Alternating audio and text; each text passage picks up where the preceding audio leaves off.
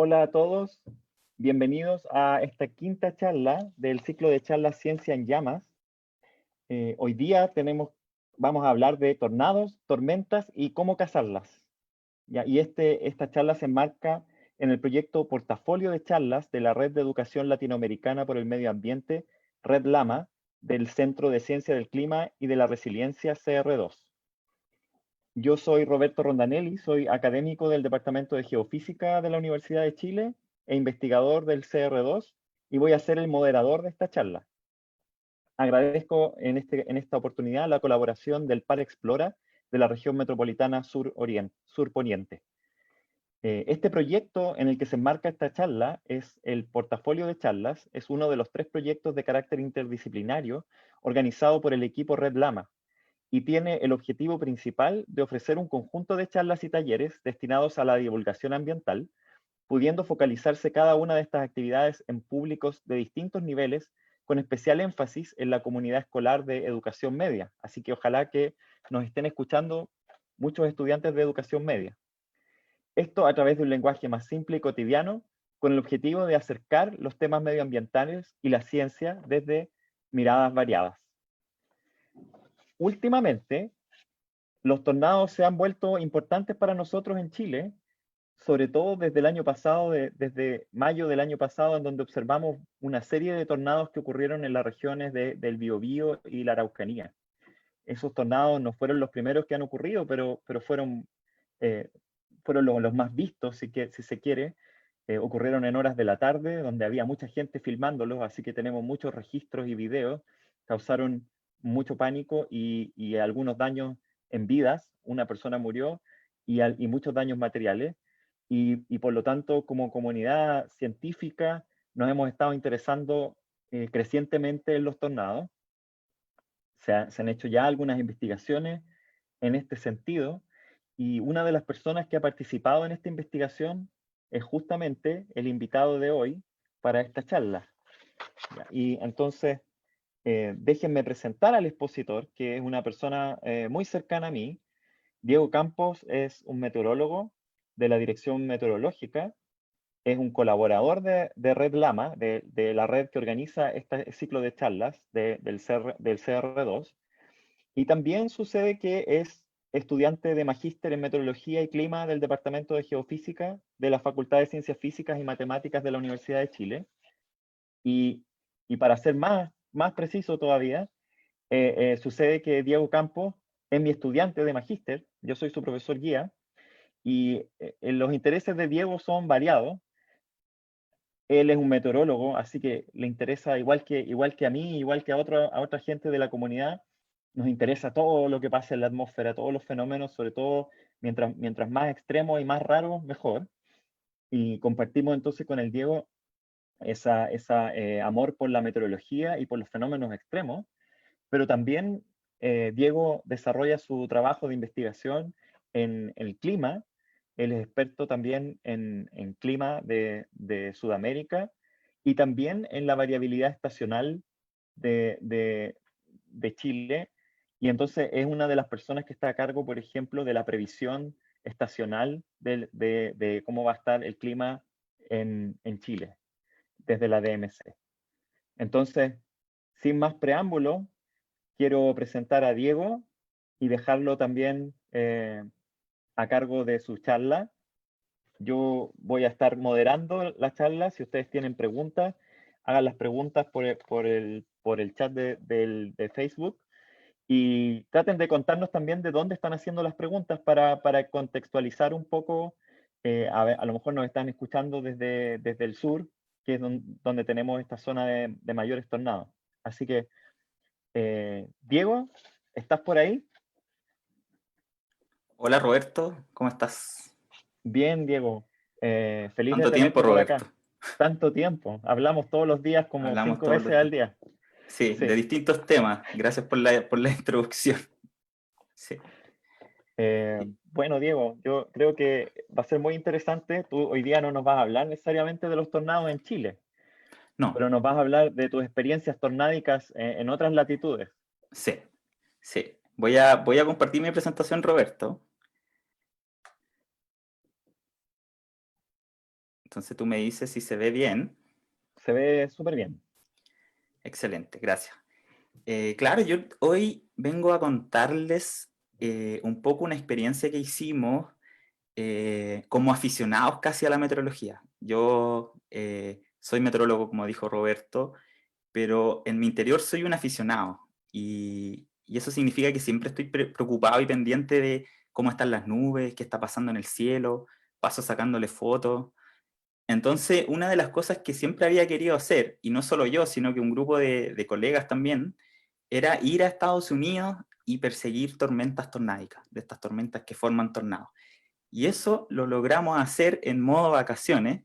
Lo hicimos en mayo del año 2017, hace un tiempo ya, y nos fuimos así, el Camilo Barahona, el José Vicencio, el Aldo Vizcarra, todos colegas, el Camilo y José, colegas de la Dirección Meteorológica, con José de hecho coincidimos incluso hasta en la oficina, en la DMC, y coincidimos también en investigación, esa que tú mencionabas que estamos haciendo justamente sobre los tornados que ocurrieron en el Biobío. Aldo es un colega también geofísico de la U de Conce y todos coincidimos en que queríamos ir a Estados Unidos algún momento y ver estas tormentas en vivo. Y le tenemos que dar las gracias a Brad Barrett, que aparece aquí en la foto. Esta es una foto que tomé yo en algún momento en esta cacería en las planicies de Estados Unidos, porque Brad es un meteorólogo amigo nuestro de Estados Unidos, que él hace esto todos los años con sus alumnos de la Escuela Naval de Estados Unidos. Entonces todos los años nosotros le decíamos, Brad, pero déjanos ir, queremos ir. Y no se podía en el contexto como de la formalidad de la escuela naval. Entonces dijimos, ok, nos vamos a ir de vacaciones y en las vacaciones vamos a hacer cacería de tormenta. Y eso fue lo que hicimos y eso, eso es lo que les voy a mostrar ahora. Así que muchos de los videos y las fotos ya no sé si son tomadas por mí, por el José o por el Aldo. Hay ya toda una combinación, así que agradezco a los chicos también por el material. Nos fuimos con una expectativa gigante, quizá impulsada por Hollywood y esta película famosa Twister, o por estos documentales que muestran a estos cazadores de tormenta aproximándose así, por ejemplo, como en esta imagen, casi con un tanque aproximándose a estos tornados espectaculares, pero nos dimos cuenta que en la realidad cuesta un mundo hacer cacería de tormentas, porque uno va en una camioneta que arrienda, y el espacio es chico. Nosotros éramos 5 en una camioneta igual grande, pero apretado. Si se fijan ahí en la foto, estoy yo tomando una foto por la ventana. Alguien que puede ser el Camilo o el José está detrás mío, también tratando de tomar una foto, y está el Aldo acá tratando de ver algo. O sea, la expectativa no era tal así espectacular, y son muchas horas en las que hay que manejar solo para llegar. Entonces, fue rudo, fue súper difícil, pero pucha que fue interesante y bonito, porque estas tormentas son demasiado atractivas, las tormentas que se forman en Estados Unidos, y aquí les voy a tratar de contar en un par de láminas por qué son tan atractivas. Entonces, antes quizás de contar eso, así muy rápido nomás, cómo se forma una nube de tormenta, estos esquemas que uno encuentra en libros de meteorología o en Google incluso, eh, muestran cómo el aire cálido que hay en la superficie empieza a ascender y se condensa, ¿cierto? Forma gotitas de nube y empieza a formar una nube. Nosotros cuando nos bajamos del aeropuerto en Dallas, en Texas, sentimos inmediatamente el ambiente cálido y húmedo que había, muy distinto, por ejemplo, a el cálido que uno siente en el verano acá en Chile Central. Es un calor húmedo. Entonces este calor húmedo empieza a ascender, empieza a formar esta nube, hasta que la nube tiene tal tamaño que empieza a formar precipitación. Y cuando forma precipitación, la nube empieza a formar corrientes de descenso también. Entonces la nube tiene ascenso en alguna parte y tiene descenso en otra. Eso es lo que nosotros llamamos como una tormenta unicelular. Pero a veces esa tormenta unicelular o esas mismas corrientes de descenso ayudan a que se forme otra nube al lado y otra nube más y otra más, formando ahora una tormenta multicelular. Parece clase de biología esta cuestión, pero así le decimos a estas tormentas o multicelulares. Pero nosotros andábamos detrás de otras tormentas que no son ni uni ni multi, sino que son super, las superceldas.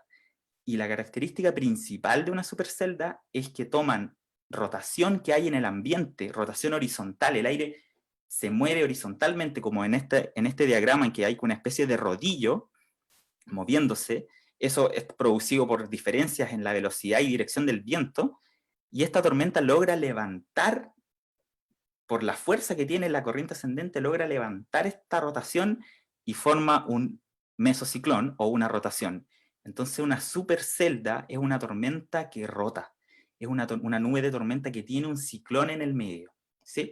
Y estamos hablando de tormentas que tienen, por ejemplo, aquí en este esquema, unos 40 kilómetros de diámetro. ¿Y por qué pongo este esquema? Y es porque quiero que se familiaricen un poquito con la estructura de una supercelda, porque yo les voy a ir mostrando imágenes que tomamos nosotros y que son de algunas cosas que uno logra identificar de estas tormentas. Por ejemplo, el yunque o el enviel en inglés, es que son estas nubes que se empiezan a alejar de la nube madre. Es como si uno pusiera una tetera y en el techo va a topar el vapor y se va a empezar a expandir. Esa expansión sería el yunque. Entonces uno puede identificar el yunque a muchos kilómetros de distancia, pero cuando uno se acerca empieza a notar otras cosas que son más interesantes, como para mí, por ejemplo, la más interesante creo que era la nube pared o wall cloud.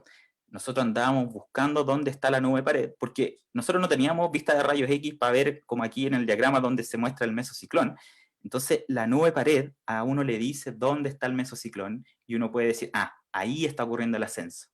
¿Sí? Entonces, súper interesante que es una nube que se forma un poquito más abajo de la base original de la nube, que sería como esta línea. Y obviamente, como ya les dije, forma zonas de descenso de aire, y este descenso de aire es súper importante también. Hay zonas en que el descenso de aire va acompañado de precipitación, ya sea lluvia muy fuerte, o granizo, o aire limpio, pero también nos va a interesar dónde está ocurriendo eso. Es súper difícil, si es que ahora uno la mira, es la misma estructura, pero mirada así media de arriba, posicionarse bien, y pongo esta imagen porque se las voy a ir repitiendo en las siguientes láminas para mostrarles dónde estábamos nosotros en ciertos momentos mirando la supercelda. Entonces va a depender dónde uno se ubique alrededor de la tormenta, qué es lo que va a lograr ver, ¿sí? Así que aquí están más o menos los mismos elementos que ya les había mencionado. Mucha ciencia para hacer cacería de tormentas. Nosotros estudiamos como un mes antes de irnos a Estados Unidos, empezamos a estudiar modelos esquemáticos como el que ya les mostré, y empezamos a hacer predicciones como de mentira un poco, como de qué hubiésemos hecho, porque teníamos que practicar. Y eso era porque todas las mañanas nosotros, ya sea en el hotel donde estábamos o en el motel donde nos quedábamos, que era así de mala muerte a veces, teníamos que ver en los modelos meteorológicos qué variables explican esta rotación horizontal y este levantamiento de esa rotación horizontal. Entonces andábamos preocupados de variables como el CAPE, que es una especie de magnitud de a qué velocidad van a crecer las nubes, o de otras variables como la helicidad, que tienen que ver con cuánta de esta vorticidad o esta rotación la nube es capaz de succionar de alguna forma.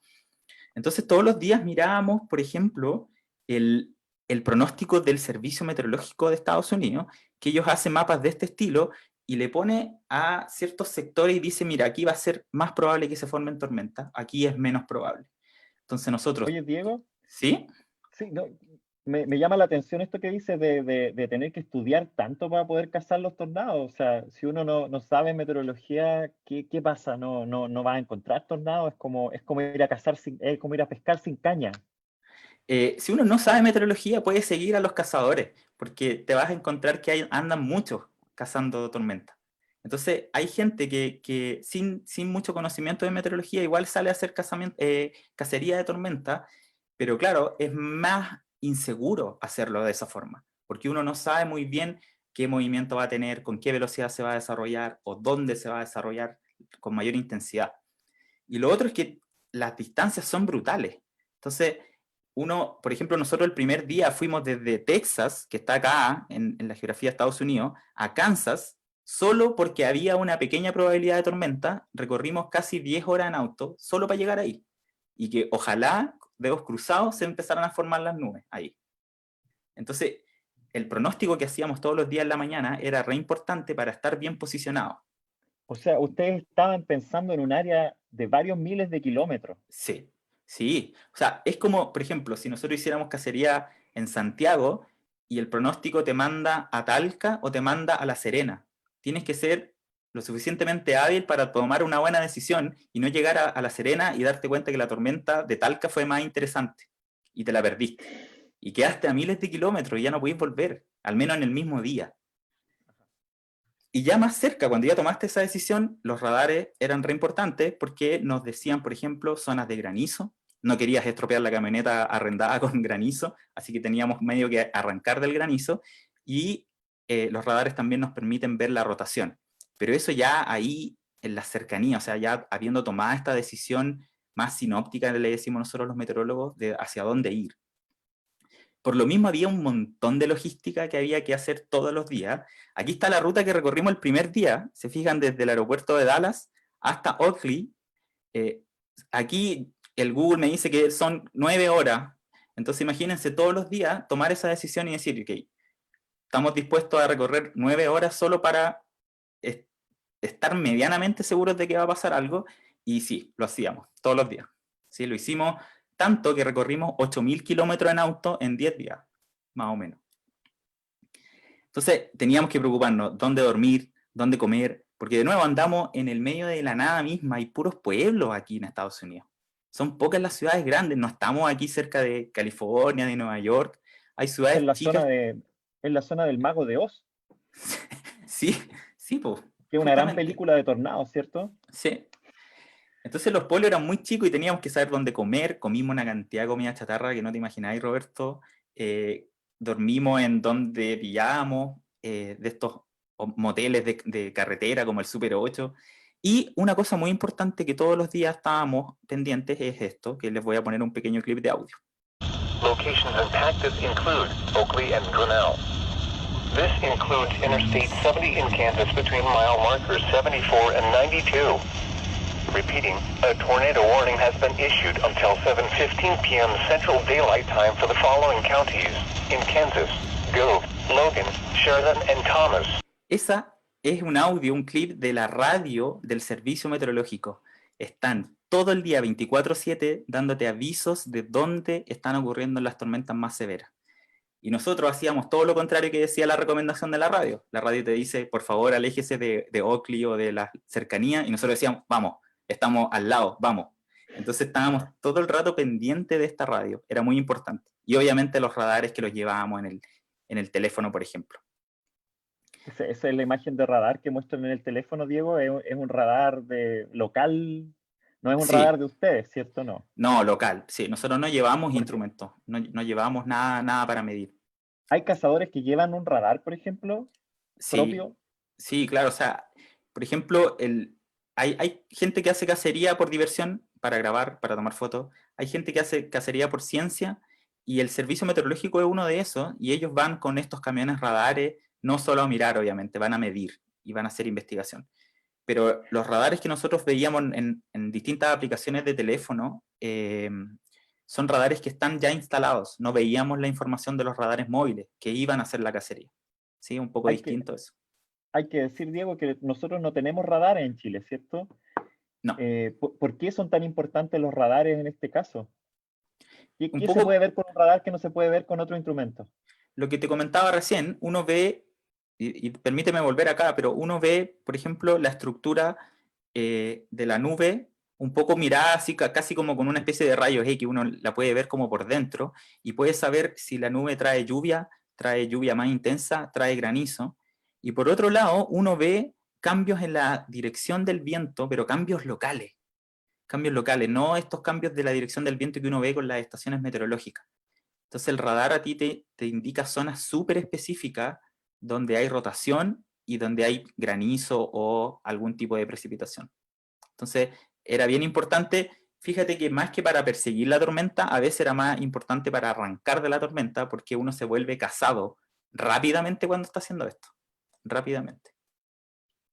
Entonces fuimos a Oakley el primer día y desde lejos empezamos a ver estos yunques que ya les conté un poco cómo eran, y llegamos a esta imagen de acá de arriba a la derecha, y uno empieza ya a tratar con este esquema conceptual, a tratar de encontrar estas cosas ahí, y decir, a ver, ¿será o no una supercelda? Entonces notamos que obviamente hay lluvia, se fijan ahí, y uno no ve nada detrás de la lluvia, o sea, no sabíamos en ese momento que había detrás de esa manga de lluvia, pero sí notamos, por ejemplo, la parte trasera, que no tiene precipitación, si se acuerdan del esquema conceptual, ya va a aparecer de nuevo, o la base de la nube, o estas shelf cloud, que ya les voy a contar qué es lo que son, o estas zonas así de color turquesa que eran hielo o granizo en las nubes. Entonces nos quedamos mirando porque tenía pinta, ¿cierto?, de ser una supercelda, y al rato empezó a formar lo que yo decía que era importante, que es esta wall cloud. Esta es la base de la nube, y fíjense cómo, como desprendida hacia abajo, hay una nube un poco más gruesa, y aquí está un poco desarmada todavía, pero casi como una pared. Esta zona es donde está ocurriendo el updraft, o la nube está succionando aire. Y créanme que nosotros aquí estábamos a unos 5 kilómetros y sentíamos el aire yendo hacia la tormenta, o sea, nos pegaba en nuestra espalda, pero fuerte, de verdad fuerte. Y otras zonas, como por ejemplo el descenso, que también está ocurriendo, y en este caso en esta nube está ocurriendo bien atrás, y está levantando una cantidad de polvo, que ya les voy a contar qué nos pasó con ese polvo. Entonces, los voy a dejar con un pequeño clip de esta supercelda.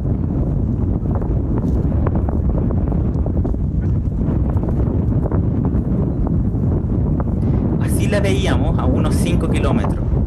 Ese ruido es como nuestro teléfono, ya no me acuerdo si esto es una cámara o un teléfono, grabó el ruido ambiental que teníamos, y todo el aire en nuestro alrededor estaba yendo hacia la nube. Muy fuerte, ¿sí? Y la nube está rotando porque tiene ese mesociclón, y están en algunas partes tomando aire y en otras partes está botando aire.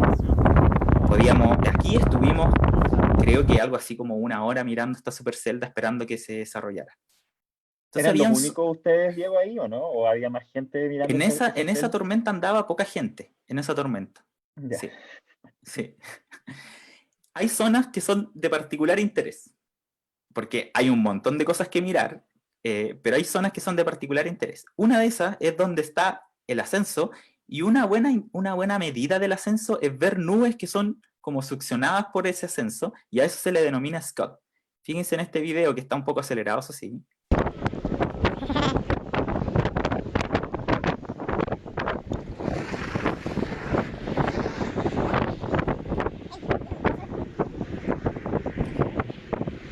No sé si a todos les va a parecer increíble, pero a mí sí me pareció increíble cómo una nube que está arriba succiona otra nube que está más abajo. Entonces nosotros queríamos estar cerca o relativamente cerca de esas zonas de ascenso, y que ojalá fueran de la mano con zonas de rotación. Aquí, en este video, vamos arrancando ya de la tormenta, se nos vino muy encima, estábamos creo que a menos de 2 kilómetros de la tormenta, lo cual ya es muy cerca del área del granizo, y fíjense en esta zona, aquí, cómo la nube está rotando. Ese es el mesociclón. Entonces, nosotros estábamos todo el tiempo siguiendo, pero muy atentos, o sea, alguien manejaba, y el resto de nosotros, cabeza afuera, casi con la lengua afuera también, mirando dónde estaban estas zonas de rotación, para no perderle la pista por la posible formación de un tornado. Y fíjense cómo en la parte de atrás de la nube, porque el mesociclón está bien cerca nuestro, pero en la parte de atrás la nube tiene todo lo contrario, tiene descenso. Y eso es lo que muestra la foto de acá, de abajo, que es lo que se denomina como una microburst o una microráfaga, que son lluvias muy, muy intensas, que obviamente levantan una cantidad de polvo increíble. En este caso el mesociclón está acá, en la parte delantera del video.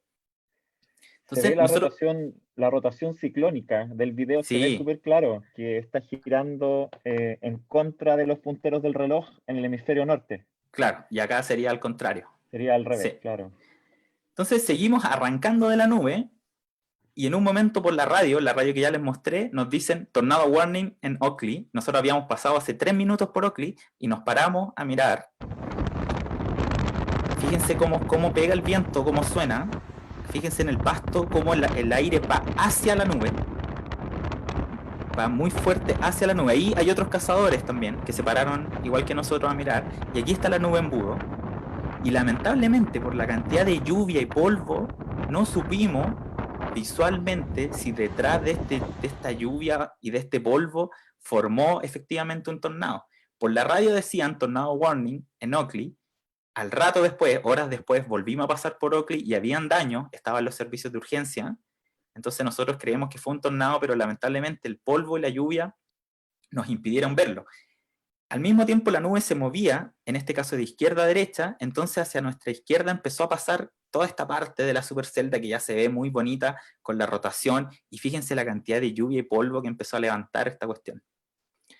Entonces nosotros seguimos nuestro avance, y aquí los quiero devolver al esquema conceptual, y puse un monito aquí para identificar dónde estábamos nosotros. Entonces, en las imágenes anteriores, nosotros estamos mirando de sur a norte, y teníamos el embudo justo frente a nosotros. Hacia la derecha veíamos esta estructura con rotación y con lluvia, que yo les decía que levantaba mucho polvo.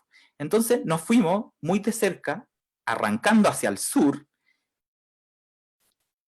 siguiendo de cerca esa rotación, porque el mesociclón nos quedó ahora a nuestra derecha. Entonces seguíamos muy de cerca al mesociclón, y nosotros decíamos, fórmate de nuevo, fórmate de nuevo, fórmate de nuevo, porque ya sabíamos que se había formado un embudo al menos, y presumiblemente un tornado, cuando de repente nos damos cuenta que adelante nuestro venía esta nube gigante de polvo y de tierra. El video está un poco acelerado, pero créanme que era súper fuerte. Y el Aldo se asusta en la camioneta, el Brad le dice, para, nos paramos, la camioneta que iba adelante desaparece y quedamos sumidos en este polvo que no sabíamos si venía algo más grande, qué pasaba. Los camiones seguían su camino y están muy acostumbrados, pero fíjense, no se ve nada hacia la derecha del auto, y es porque, volviendo acá a la imagen del esquema, quedamos en esta zona del descenso violento de aire, y era un gust front, que era como una especie de frente de ráfaga, y ese frente de ráfaga era súper violento, y según yo, súper peligroso. Después el Brand nos decía que no era tan peligroso, pero era una cantidad de polvo que se levantó fuerte, que curiosamente, después como la nube sigue su desplazamiento y rotación, ese gas front vuelve a entrar en la nube y se transforma en inflow, entonces es una locura al final. Claro. En la noche Hoy ya se ve bien, bien potentes. Hoy nos preguntan también para hacerse una idea, Diego, ¿Sí? ¿hacía calor probablemente o Calor, no? calor. No hacía frío, ¿cierto? No hacía frío, pero fíjate que cuando estábamos en este momento, aquí, nosotros sentíamos mucho calor y el aire pegándonos en la espalda, porque el aire iba hacia la tormenta.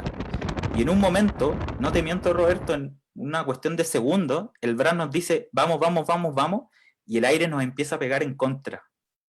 Y era aire muy frío en ese momento. Y claro, porque estábamos acá y pasamos de estar en la zona de inflow o de succión a estar en la zona de outflow. Y eso pasa en una cuestión de segundos nomás, es muy rápido. Ya desde lejos en la noche, estábamos, no sé, viendo la nube, estábamos viéndole esta parte de la nube, fíjense que nos quedamos mirando la tormenta eléctrica porque era muy bonita igual. Ahí ya estábamos súper seguros, estábamos súper lejos, la tormenta ya estaba en realidad en disipación, pero no dejaba de ser espectacular quedarse mirando la tormenta eléctrica en la noche. Fíjense arriba los mamatus, que son otro de los elementos que tienen esta supercelda. Y Virga, que también no es tan extraña, ¿cierto? Que es precipitación que no toca el suelo, pero es muy bonita de ver también en la noche. Y eso fue nuestro primer día, o sea, no habíamos dormido nada en el avión, y llegamos desde Texas a Kansas y vimos todo ese espectáculo en un día de cacería de tormenta. Pero no todos son supercelda. Nos quedábamos en la noche, Roberto, y la gente que está viendo, nos quedábamos horas viendo las tormentas eléctricas. Pero horas, o sea, aquí no me acuerdo en qué pueblo estábamos, pero estuvimos hasta como a las 4 de la mañana con Aldo y con José mirando esta tormenta. Lo único que queríamos es que la tormenta se acercara más. Claro, el radar nos decía que iba hacia otro lado la tormenta, nunca se acercó, pero de repente es bueno igual estar un poco lejos, porque uno puede apreciar bien, por ejemplo, esta tormenta eléctrica y los rayos que se forman. Tratábamos de hacer videos. ¿Será que algunos meteorólogos que siempre queremos estar metidos dentro de la parte mala de las tormentas? Sí, o sea, por nosotros hubiésemos estado adentro y que nos llegaran los granizos en la cabeza, pero de repente hay que estar un poco lejos para apreciar. Pero a veces estuvimos cerca, como en este ejemplo de este rayo, mira. Perdón.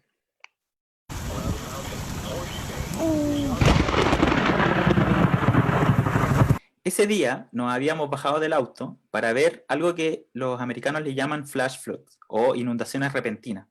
Y es que llueve tan fuerte que todo se empieza a inundar, pero en cuestión de minutos. No es como las inundaciones que nosotros estamos acostumbrados por una lluvia intensa de un día o de varias horas. Acá en una cuestión de minutos se puede inundar una zona, el terreno no aguanta, y estábamos tan cerca de la tormenta sin saberlo, que nos cayó un rayo muy cerca. Y ahí dijimos, ok, creo que estamos demasiado cerca, y nos empezamos también a alejar. Si era todo el rato un constante ir y venir para tratar de estar cerca, pero al mismo tiempo no correr peligro. Otras cosas nada peligrosas y bonitas de ver, a mí me gustan mucho, por ejemplo, son las nubes Mamatus, que les voy a poner un pequeño clip de un día que vimos una que realmente eran de libro. Son unas nubes que tienen esta formación así como una especie de globo en el aire. Y también esa es la camioneta en la que andábamos, o sea, no andábamos en nada muy sofisticado. Y nos parábamos cada vez que había una de estas cosas. Y era curioso igual porque nosotros nos parábamos en medio de las carreteras y la gente se nos paraba y nos preguntaba, oye, ¿están bien? ¿Les pasó algo? Y nosotros sí, estamos súper, solo estamos sacándole fotos a las nubes. Y era muy loco eso. Y otras cosas que veíamos también, este es un timelapse muy, muy bonito, que no sé si lo hizo José o el Aldo, de la formación de nubes y de esta rotación horizontal que yo les decía. Fíjese cómo las nubes, mientras se van formando, van rotando, pero no como un tornado, sino que van rotando como una especie de rodillo en la horizontal. Y de verdad es muy bonito de ver, y esa es justamente la rotación que uno quiere, que después la tormenta la tome y la levante, y la vuelva vertical, y no horizontal Yo creo que como en nunca ese había timelapse. visto esto. Nunca había visto un video, solamente de los libros nomás. Había leído la rotación horizontal y había visto los esquemas, pero no había visto la Sí, rotación en vivo. eso es justamente la gracia del viaje al final. Fue ver las cosas en vivo y experimentarlas en vivo. Porque, claro, los libros tienen todos estos elementos y hay incluso al que quiere meterse, hay ecuaciones para estas cosas, pero verlas en vivo es realmente bonito y un poco espectacular igual. Como por ejemplo esta Shelf Cloud, que es una nube que medio que se desprende de una gran cumulonimbus. Nosotros íbamos aquí, creo que ya en nuestro último día, íbamos de vuelta al aeropuerto y se nos cruza esta nube. Obviamente nos bajamos y estuvimos todo el rato que la nube, hasta que pasó la nube, y fíjense el color que toma por detrás, esa es presencia de granizo, inequívoca presencia de hielo y de granizo, ese color turquesa. Y esta nube es producto del descenso de aire por detrás y ascenso de aire por delante, va formando y adquiriendo esta forma al final la nube. Otra cosa que yo no tenía idea siquiera que existía son los pies de lluvia o los rainfoot.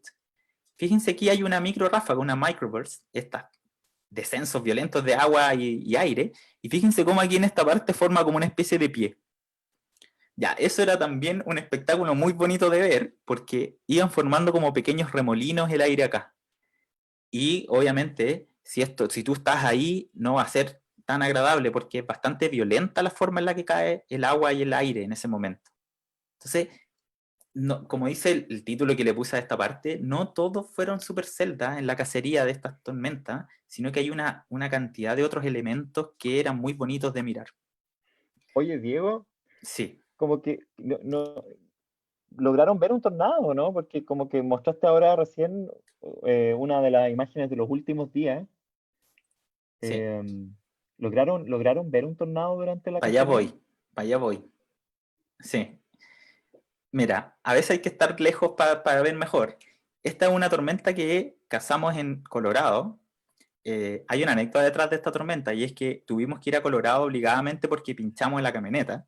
Entonces el rentacar tenía lo más cercano de Kansas era ir a Colorado y fuimos varias horas solo para llegar a Colorado y justo ahí se empezó a formar esta tormenta. Entonces empezamos a hacer este ejercicio de buscar los elementos. Veíamos el yunque, sabíamos que era un cumulonimbus, creíamos que esto podía ser un mesociclón por cómo lo veíamos y cómo se apreciaba, y identificamos esta zona como la zona trasera. Entonces ahí nos dimos cuenta que estábamos viendo la formación de una supercelda, pero desde el otro lado ahora. Y por eso puse en el esquema la carita acá, la estábamos viendo desde el norte hacia el sur. Y no como habíamos visto la supercelda del primer día. Entonces la empezamos a perseguir y por cosas del movimiento de la tormenta misma, de nuevo, estas tormentas no solo se van desplazando, sino que van rotando.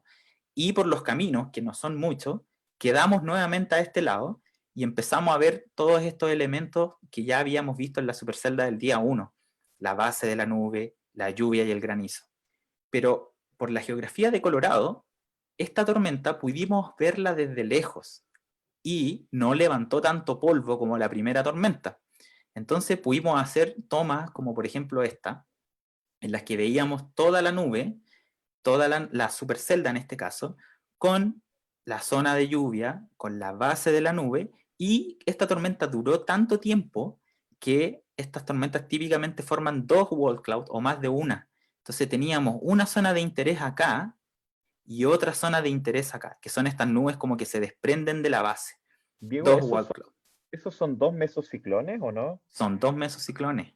Son Y 2 mesociclones dentro de sí, la misma tormenta. sí, y son 2 zonas de ascenso de aire. Son 2 zonas para un cazador de tormenta de interés. Y teníamos que apostar de nuevo, o teníamos que tratar de decidir a cuál seguíamos. Y no todo era, en ese momento, cuando ya estás ahí, no todo es la parte científica, sino que, por ejemplo, aquí, ¿cómo llegas allá? No habían caminos disponibles. Entonces uno tiene que empezar a tratar de rodearla de una forma, de otra, y pasa que a veces quedas detrás de lo que es más interesante, como por ejemplo esa nube embudo, que se ve muy, muy poco porque quedó justo detrás de la zona de lluvia de la tormenta. Entonces nosotros quedamos al otro lado. Y como andábamos, esta tormenta la andaban siguiendo fácil unos 20 cazadores de tormenta. Hay una aplicación ¿20 en Estados grupos o Unidos. 20 personas? 20 grupos.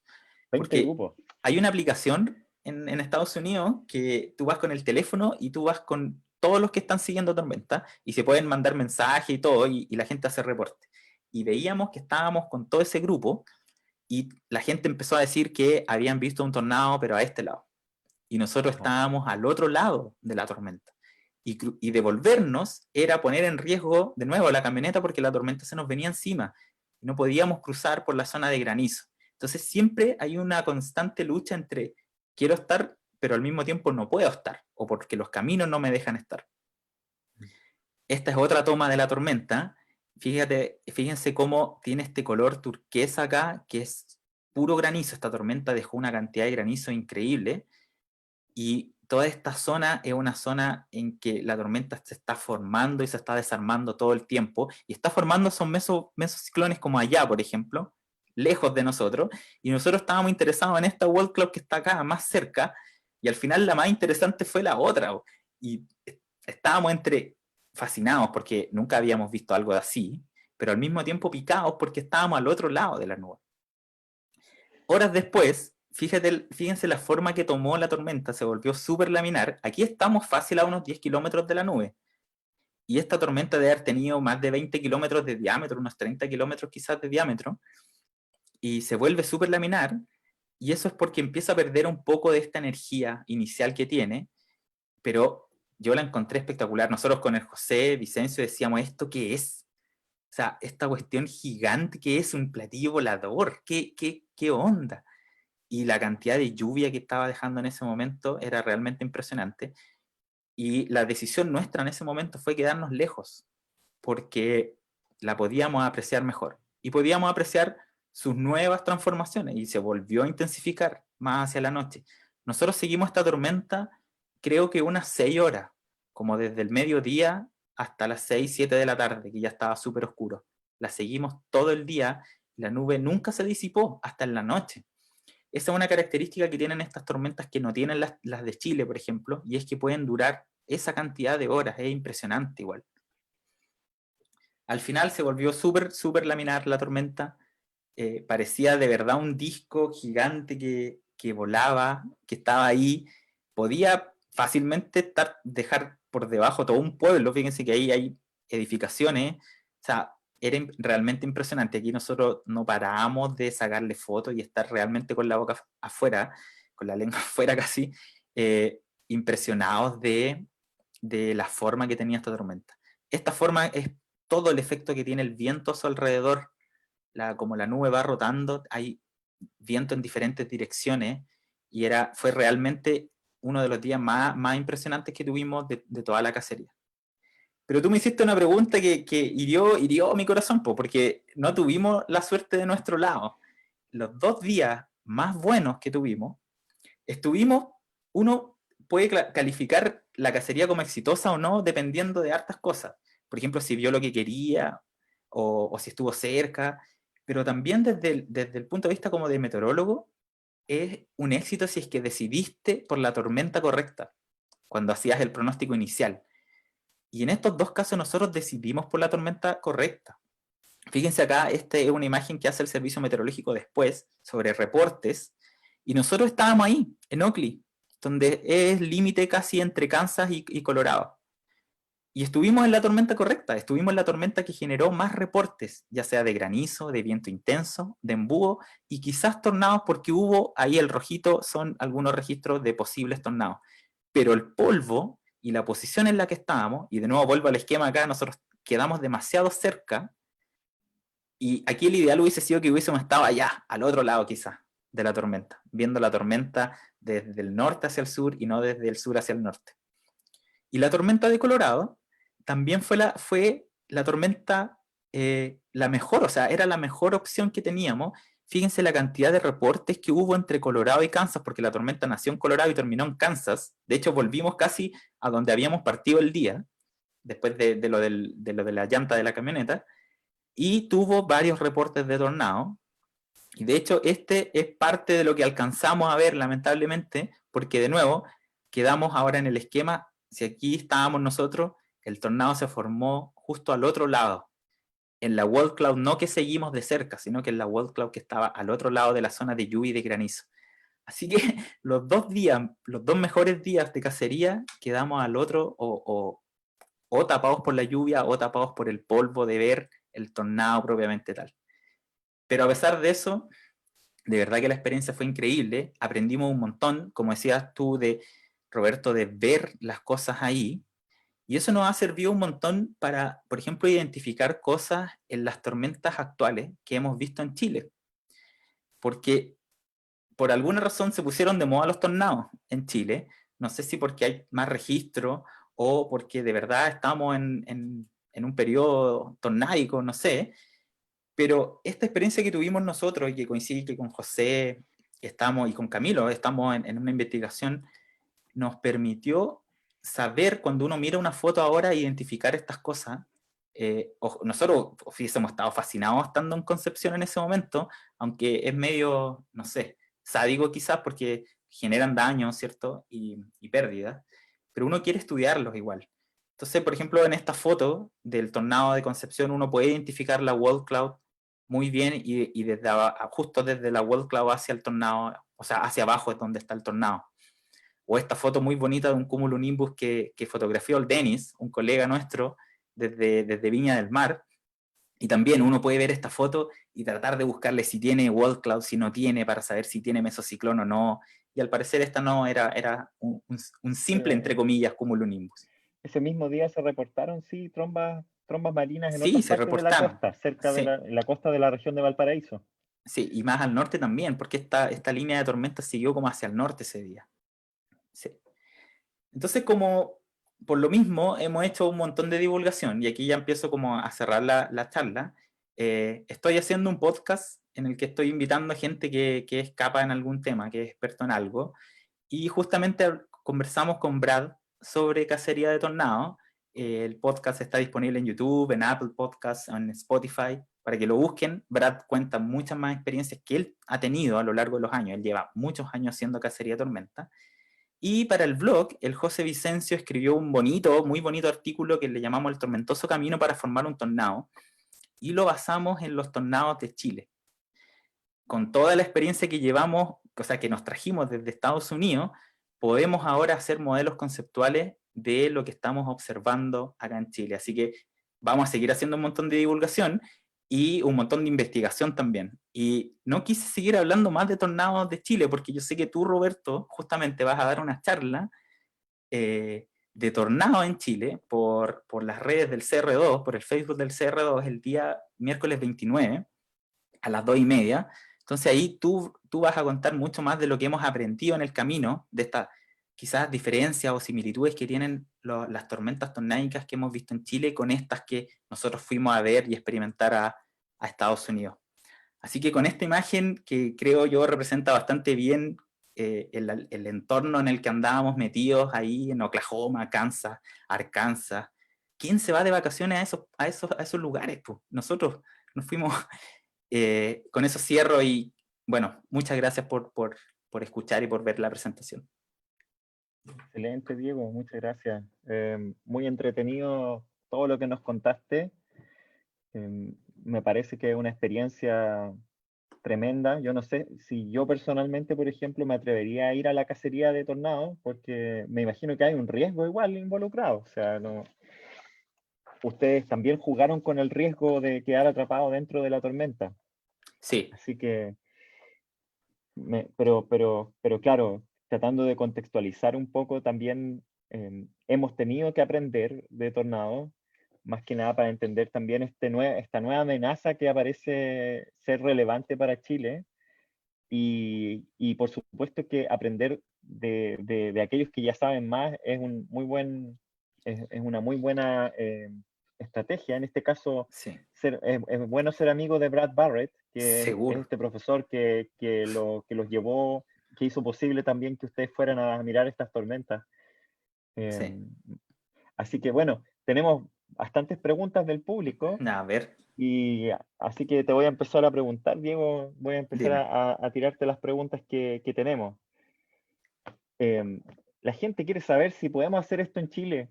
¿Podemos salir a cazar tormentas en Chile? ¿Vamos a poder enjaular un tornado y llevarlo para la casa? Mira, esto lo conversamos justamente con Brad en el podcast y hay una característica que las tormentas de Estados Unidos tienen que las de Chile no, al menos hasta lo que hemos aprendido hasta ahora, ¿cierto? Y es que son de muy larga duración las tormentas de Estados Unidos. Entonces uno las puede perseguir por horas y uno puede ver, como les mostré en las fotos, estos cambios de forma y seguir la wall cloud, y de verdad son horas siguiendo una misma tormenta. Las tormentas de Chile tienen menos de ese potencial de durar mucho tiempo. Y lo otro es que si lo hicieran, en un par de horas están en Argentina. O sea, la geografía tampoco nos ayuda mucho. Fíjate que cuando estábamos allá, nosotros le hacíamos el quite a los estados que tenían muchos árboles, por ejemplo. Entonces, imagínate tormentas tornádicas en Chile, en el sur. Habría que tener harta suerte para ir en una buena red de caminos y despejado de árboles, de cerro, y que la tormenta dure mucho. Que ese parece ser el elemento clave que haría más difícil hacer cacería de tormentas en Chile. Ahora, lo que uno puede hacer acá en Chile es, cuando tiene todos los elementos del pronóstico, es ir a esperarlas en algún lugar. Y Brad me decía que eso se hace en algunos lugares, en que la gente, en vez de ir a cazarlas, espera quieto nomás, sin esta necesidad de estar persiguiéndola, y esperar que se forme algo. Pero no sé si lo quiero recomendar. Igual iría yo. Yo Si igual alguien... iría, yo igual Sí, iría. No sé si lo sí, recomiendo, pero sí, yo sí, creo que tenemos que ir la próxima vez. sí. Yo sé que el Aldo Vizcarra, uno de las personas que te acompaña Sí, ahí en po. el viaje, él anduvo cazando tornados y nos mandó unas fotos de una tromba que ocurrió en abril, un tornado que ocurrió en abril en Sí, San Carlos, ¿sí o no? sí.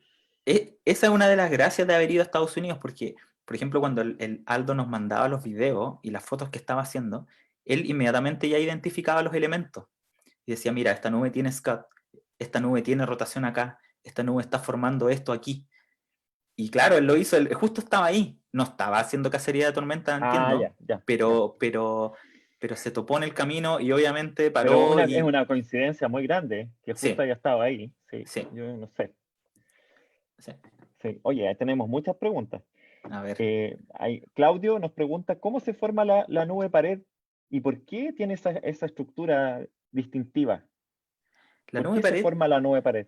se forma porque es la zona justa donde está el ascenso, y ahí la presión empieza a bajar en la zona donde está el ascenso, y que empiece a bajar la presión permite que la condensación ocurra cada vez más abajo. Y de hecho el tornado también es lo mismo. Uno ve que el tornado cae de la nube y toca tierra, pero en realidad lo que está pasando es que el aire está subiendo ahí, ¿sí? Y lo que nosotros vemos es la condensación viendo cada vez más abajo. Y esa condensación se permite por el descenso de la presión. Si al final el tornado y el mesociclón es un mínimo de presión. Entonces, mientras más baje la presión, más fácil es para las nubes formarse desde más abajo, desde más abajo, desde más abajo, y eso es lo que hace que se forme la nube pared.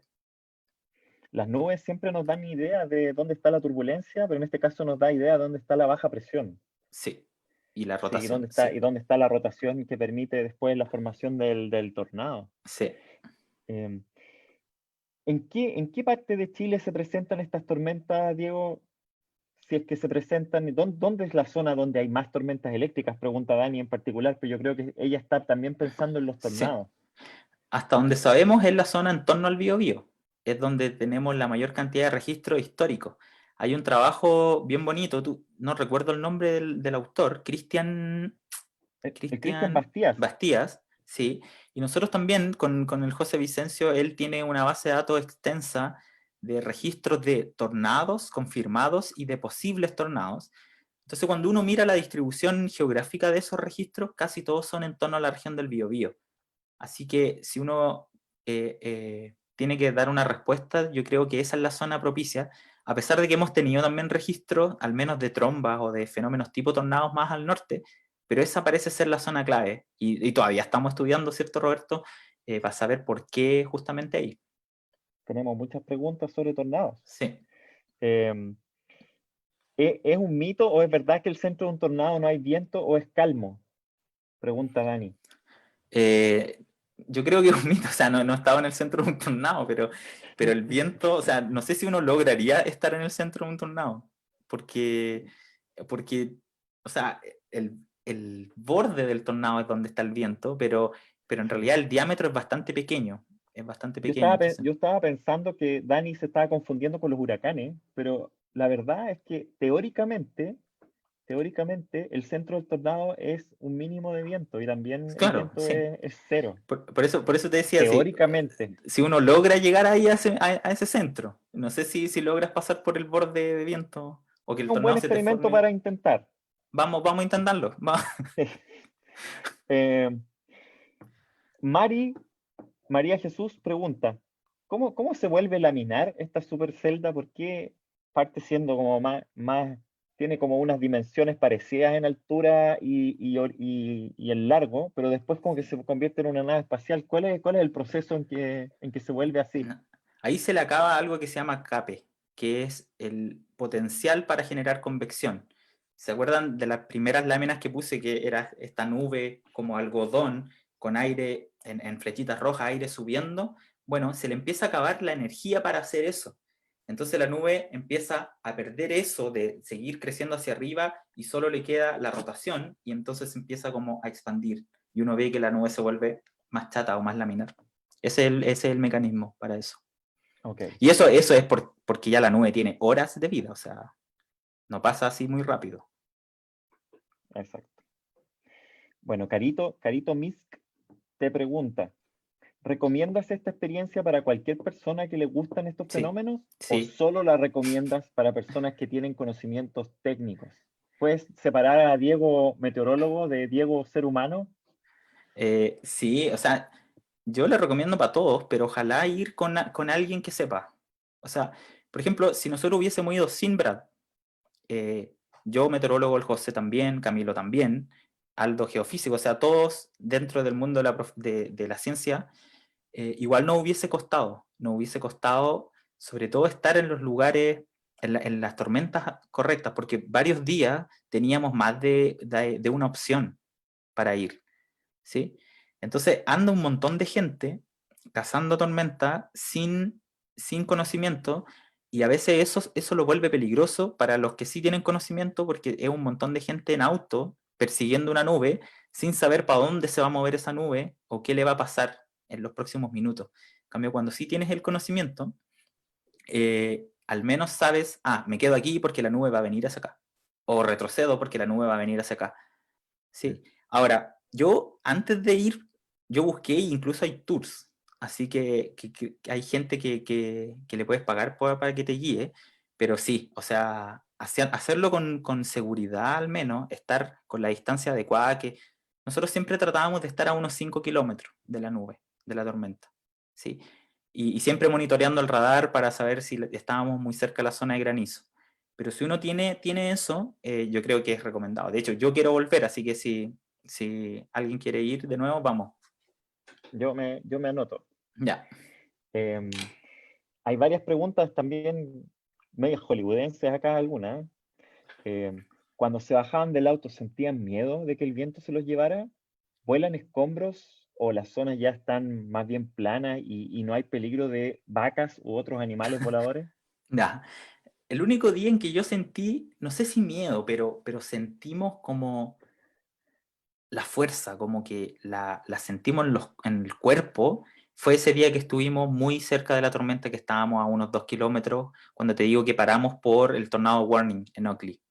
Ahí yo me bajo del auto y empezamos a sacarle las fotos. De nuevo, estábamos de sur a norte mirando la tormenta. Cuando cambia la dirección del viento y el viento se nos vuelve hacia nosotros y el Brad nos dice, vamos, vamos, vamos, vamos, vamos, yo ahí no podía abrir la puerta del auto, por ejemplo, por el viento. Me costó abrir la puerta del auto, la logré abrir, me metí y la puerta obviamente se cerró sola y ahí partimos. Y el Brad diciéndole al alto, vamos, vamos, vamos, vamos. Y nosotros lo único que queríamos desde la locura era quedarnos ahí, pero era inseguro quedarse ahí. Y luego nos toca esta nube de polvo que no sabíamos qué venía.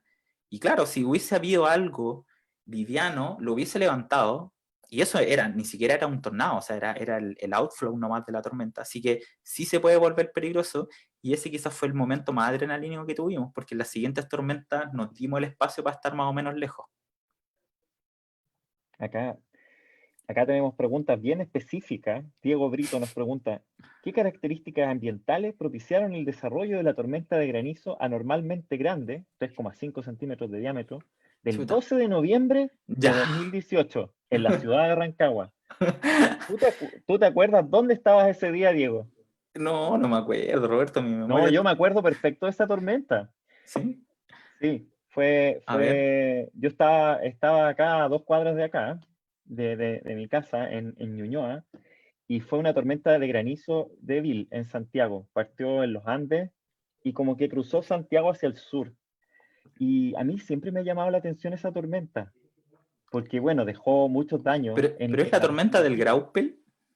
No es la tormenta del Graupel, Ah, es ok. una tormenta que pasó por la mitad de Santiago. ¿Ya? En la zona, en Santiago Centro no dejó lluvia, pero en Ñuñoa, por ejemplo, cayeron como 15 milímetros en una hora. No. Y pasó hacia el sur. ¿Ya? Y en el sur, en realidad, fueron los daños más severos. Fue una tormenta de granizo, Sí. 3,5 centímetros, dice acá Diego. Bueno, por lo general esas tormentas es porque hay mucha inestabilidad, hay mucho censo. Entonces la nube Pero logra... serán super celdas, serán... Es re difícil saber si son super celdas, po. Yo, por ejemplo, antes de ir a Estados Unidos y de verlas allá, yo pensaba que era muy difícil que acá se formara una supercelda, pero después de ver las tormentas tornáicas en Biobío y de estudiarlas, nos dimos cuenta que sí, fácilmente esas pueden ser superceldas. Y hemos llegado, de hecho, a esas conclusiones. Pero no sé si el resto de las tormentas son superceldas, porque incluso las unicelulares, un cumulonimbus potente, puede dejar esos granizos así de fuerte. Entonces, no es necesario que sea una supercelda para que deje una tormenta de granizo o una lluvia muy intensa. Basta A mí con que sea un cumulonimbus grande. me da la impresión de que el granizo también es una, bueno, obviamente es una indicación de inestabilidad, de la capacidad de ascender dentro de una nube, pero también me da la impresión de que el cizalle, el shear, tiene mucho que Sí, ver con el granizo. Y claro, cuando los tamaños empiezan a ser grandes, uno empieza a sospechar de que hay mucho cizalle en la tormenta, y sí, bueno, y ese también es el mecanismo por el cual uno hace una tormenta también más intensa claro, y va pasando de esta progresión desde tormentas unicelulares a multicelulares a supercelulares. claro, sí. Sí, pero es re difícil sin estudiarla, digamos. Claro. Claudio pregunta, ¿el gust front que produce una tormenta puede dar origen a una nueva tormenta? Sí. De hecho, ese es parte del mecanismo de las multicelulares. La corriente descendente forma una especie de frente, que es imagínense cayendo de la nube una masa de aire frío, interactuando ahora con la masa de aire cálido que hay en el entorno. Entonces el aire cálido se va a encontrar con esa masa de aire frío y va a ascender. y en ese ascenso va a empezar a formar otra nube, ¿sí? En las superceldas, muchas veces el gust front vuelve a entrar en la misma supercelda. Entonces, de outflow se transforma en inflow. Y eso lo vimos en esa supercelda que perseguimos en Oakley. Toda esa nube de polvo, después nosotros la vimos cómo se iba hacia la tormenta de nuevo. Y era para nosotros malo, porque el polvo seguía en torno a la tormenta, en vez de que la tormenta limpiara y nos dejara ver todo, el polvo seguía ahí porque el gust front se dio la vuelta y volvió a entrar en la nube. Así que sí. Claro, bueno, de hecho esa entrada del outflow está en el mecanismo de formación del tornado. Claro. Sí. Cuando el tornado se forma es porque logra succionar ese aire que bajó en alguna otra parte de la tormenta, al menos eso es lo que yo entiendo de la literatura. Sí, sí. Sí.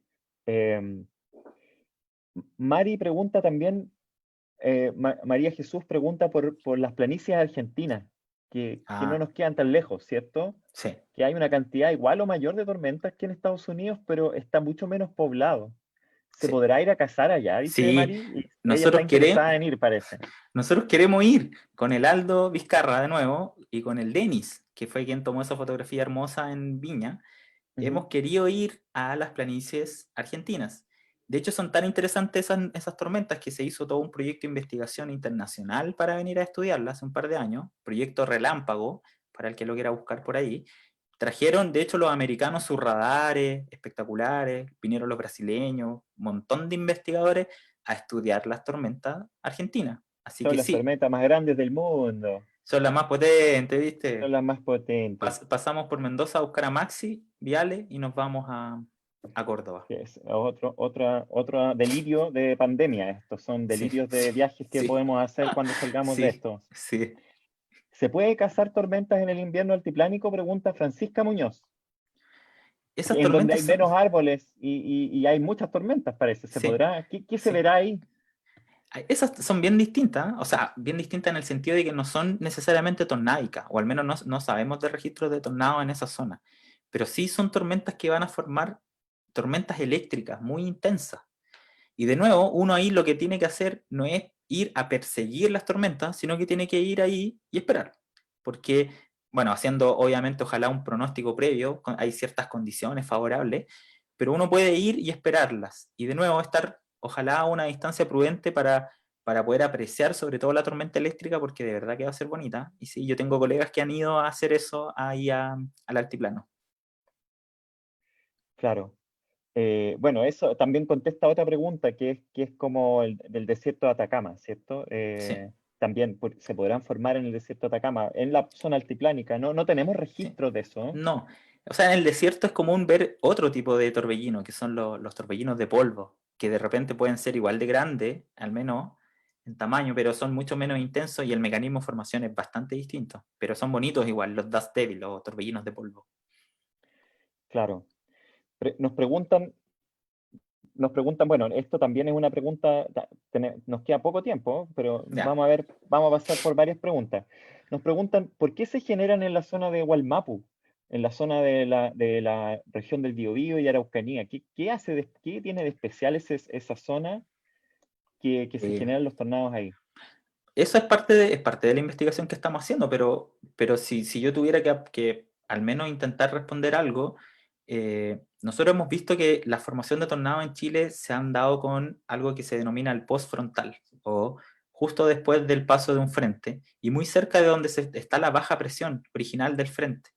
Entonces, esas bajas presiones pasan en invierno o en otoño típicamente por esa zona, o al menos las que se desprenden bien hacia el norte. Es poco común que una baja presión pase, por ejemplo, por la zona central, una baja presión de un frente estoy hablando. Pero sí uno las puede ver pasar por ahí, por esa zona.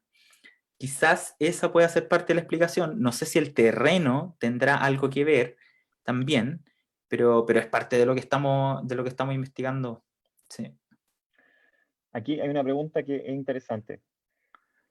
¿Podemos descartar la posibilidad de que haya un tornado en Santiago o es imposible? Yo creo que no es imposible. No es imposible, pero de nuevo, la combinación de factores para que se forme un tornado es grande. O sea, hay una serie no menor de factores que tienen que ocurrir. O sea, tendría que haber una celda gigante sobre Santiago, una nube de tormenta. que sea capaz, que haya también, mientras está la nube de tormenta, que haya diferencias de viento con la altura, de manera importante, cosa que forme esta rotación horizontal. Y que después la tormenta sea capaz de tomar esa rotación horizontal y levantarla. Y que el tornado toque tierra, pues, porque puede formar una nube embudo, por ejemplo, y no tocar tierra. Entonces, el tornado tocando tierra ya podemos decir que sí. Entonces, todo ese mecanismo es poco frecuente, al menos en nuestras latitudes, pero yo creo que no es descartable. No es ¿Sí? descartable, pero es verdad que no ha ocurrido en 500 años. No, Probablemente claro. sabríamos si hubiera habido un Tendríamos, tornado, sí, tendríamos alguna evidencia de si hubiera habido un tornado durante la sí, colonia, pero no tenemos ninguna. Así que claro. el día que haya un tornado en Santiago, Espero verlo, pues, Roberto. sí, Es lo esperemos primero. que lo podamos ver y que ojalá no ocurra en todo caso. No sé. Sí, sí, ya no Eh, sé. tenemos más preguntas. Eh, Moisés nos pregunta, ¿el gobierno o alguna institución están tomando cartas en el asunto en cuanto a tornados? Porque llevamos varios años, dice Moisés, de noticias de las trombas. ¿Habrá algún estudio o investigadores que estén tomando este tema? Sí, pues. Sí, pues, o sea, de hecho nosotros estamos en eso. Yo pertenezco a la Dirección Meteorológica, soy parte del grupo de investigación en el que estás tú, Roberto, está René Garro de la Universidad de Chile, el José Vicencio de la Dirección Meteorológica, el Camilo Barahona. Raúl Valenzuela de la Universidad de Higgins. O sea, claro, es un grupo de distintas instituciones, si se quieren gubernamentales, que estamos detrás de las explicaciones de primero, por qué se forman, y claro que después vamos a tener que apuntar hacia cómo podemos hacer pronósticos de estas cosas. Sí, pero de que se están haciendo esfuerzos, claro que sí, y de hecho ya hay artículos publicados por gente de la Universidad de Valparaíso y Universidad de Concepción, junto con Brad. Exacto. Estamos en eso, estamos tratando de generar capacidad también de investigación local de nuestras tormentas, Sí, de tratar de entenderlas y de tratar de generar conocimiento que finalmente puede ser usado rápidamente como un insumo para proteger a la población. Eso claro. también es lo que ocurre en estos tipos de fenómenos. Claro, al final uno, claro, va así con la emoción de mirar las cosas, pero por detrás el conocimiento después va a servir para eso. Y eso es a lo que apunta la investigación al final. Sí, aquí dos preguntas relacionadas con un poco con las posibilidades económicas de ir a cazar tormenta a Estados Unidos. Entonces, las voy a juntar en una. ¿Cuánto cuesta ir a cazar tormenta a Estados Unidos? Y si acaso tú has considerado un emprendimiento, agencia de viajes y cazadores de tormenta Diego Campos. No lo había pensado, pero lo voy a anotar. No sé quién me dio la idea, pero se la voy a robar. Igual se gasta harto, porque, a ver, por ejemplo, nosotros compramos los pasajes aéreos, creo que en enero, febrero del 2017 para ir en mayo. Nosotros fuimos en plena temporada. ¿Cuál fue el problema de eso? De que no sabíamos si esa semana o esos 10 días en los que íbamos a estar allá iban a ser tornádicos todos los 10 días, ¿sí? Porque esto también depende de ciclos de la atmósfera, de la escala que nosotros le decimos sinóptica. Entonces hay semanas buenas y semanas no tan buenas. Entonces, si uno quiere ir a la segura, uno tendría que comprar el pasaje un par de días antes nomás y estar súper seguro. Y eso es súper caro, po. Es mucho más caro que comprarlo con anticipación. Igual ahora en modo pandemia no sé cómo estarán los pasajes, pero ahí ya hay un gasto. Gastamos una cantidad que de verdad no tengo anotado en combustible. Que es más Gigante. barato en Estados Unidos, sí. Sí, pero no es menor porque esas camionetas grandotas que arrendamos tampoco eran muy económicas. La camioneta, el arriendo de la camioneta, otro gasto. Comer, otro gasto, aunque comíamos puros McDonald's y Subway, volvimos todos gordos. Y quedarse en algún lugar que de verdad necesitas descansar bien, porque andas muchas horas en auto al día siguiente. Entonces tampoco quieres quedarte en un lugar demasiado malo o incómodo. Entonces, si bien nosotros nos quedábamos en moteles la mayor parte de las veces y no en hoteles, que sí lo hicimos al final, eh, pero tampoco quieres buscar el peor, ¿sí? Entonces, Sí, po. igual se hace costoso hacerlo. Ok, hoy tenemos como 4 preguntas más y tenemos como 1 minuto. Así que, Diego, Ya. respuestas cortas y precisas. ¿Hay algún registro de los tamaños de granizo más grande ocurrido en Chile? ¿Cuál es el granizo más grande ocurrido en Chile? Que yo me acuerde, quizás esos de Rancagua. Pero para atrás, a ver, No, pueden ser incluso los del 2019, pienso yo, pero ahí que pueden serán, ser un poco más grandes. sí, 3,5 centímetros, eso estaba pensando, unos 4 centímetros quizás 4 máximo. centímetros, claro, pero es de ese orden. ¿Los tornados son solo en planicie o se pueden dar en una ciudad? También una ciudad podría estar en una planicie, ¿cierto? Sí, Pero, sí. Hay tornados de costa también en Estados Unidos. Son un poco distintos los tornados en California en Australia también. O los que tenemos acá, o sea, los que tuvimos acá fueron en plena ciudad. voy a conectar dos preguntas. Ya. ¿Qué mediciones serían útiles en Chile para comprender mejor los tornados? ¿Cómo es la red de monitoreo por radar en Estados Unidos y cómo Chile se podría haber beneficiado al implementar estas tecnologías? La red de radar en Estados Unidos es una red que tomó más de 50 años en crear. Eso quizás es clave igual. O sea, no es una cosa que se compran todos de un día para otro y se instalan. Ellos estudiaron bastante bien su red de radares, a tal punto que los radares están ubicados de que no es poco el traslape entre uno y otro. Entonces uno va pasando de un condado a otro y se cambia, o sea, se cambia como de fuente de información, por así decirlo. Pero siempre estás cubierto. Y a Chile seguro que le ayudaría a tener algo así, ¿cierto? Pero hay que partir con uno quizá, probablemente, en la medida de lo posible, porque los radares no son nada, no son instrumentos sencillos ni de comprar, no son sencillos de instalar, no son sencillos de mantener, y tampoco son sencillos de operar e interpretar la información. Entonces, en Estados Unidos, que es el ejemplo, ellos se tomaron mucho tiempo en hacer toda esa parte, que es incluso aprender qué pueden ver y qué no pueden ver con radares. Sí, hay mucho, la curva de aprendizaje no es tan rápida ahí, en Claro, eso. siempre está la idea de que uno puede ir al mercado y en internet y comprar un equipo Sí, y traerlo y que claro. eso es todo y en realidad no funciona así la ciencia. Es No, más que nada también es las personas, es la capacitación de las personas que van a operar y que van a interpretar esa información. sí, sí. Hay una curva de aprendizaje que ojalá la hagamos, yo creo que la vamos a hacer pronto, pero no va a ser tan así de un día para otro. Sí. Par de preguntas más. ¿Los tornados o tormentas son más probables en Argentina? ¿Hay antecedentes? Como si Sí, lo cubrimos. Argentina sí, es una, a ver, para ser súper claro, Julio, Argentina es una de las zonas con más tormentas en el mundo y tiene las tormentas, lo dijimos un poco en broma, tiene las tormentas más intensas del planeta. sí, po. Y por eso vino el Las proyecto Relámpago para acá, por eso fue a el estudiarlo. proyecto, son Sí, más intensas que en Estados Unidos y son hay más zonas de intensas. tornados muy intensos, sobre Sí, todo cerca de la frontera de Argentina con Paraguay. sí. Pero hasta donde En eso entiendo son menos tornádicas. Son son más menos intensas, pero tornádicas. parece que son menos tornádicas. Entonces, esa es parte de las preguntas de investigación del proyecto Relámpago también. Claro, pero en términos, por ejemplo, de la cantidad de precipitación y del tamaño de granizo, creo que No, son esos súper intensas. Sí. son muy intensas. Eh, y bueno, una última pregunta de radar. Eh, ¿qué es lo que podemos medir con el radar? ¿Y sería útil un radar en Chile para pronóstico y para investigación? ¿Qué podemos medir? A ver, podemos medir distintos hidrometeoros. El radar te permite diferenciar zonas de lluvia con zonas de lluvia ligera, con zonas de lluvia intensa, granizo, etc. Si el radar es Doppler, te permite medir la velocidad del desplazamiento de una tormenta, ¿sí? Y te permite identificar zonas de rotación, porque va a identificar zonas en las que el aire va hacia un lado versus zonas en las que el aire va hacia el otro lado. Si uno lo quiere usar para pronóstico, es bien de corto plazo. El radar no te ayuda para un pronóstico de un día para otro. El radar te ayuda para hacer alertas como las que nosotros íbamos escuchando en la radio de Estados Unidos, que son de minutos nomás. ¿Sí? Como Entonces, el nowcast que le el llaman. nowcasting, sí.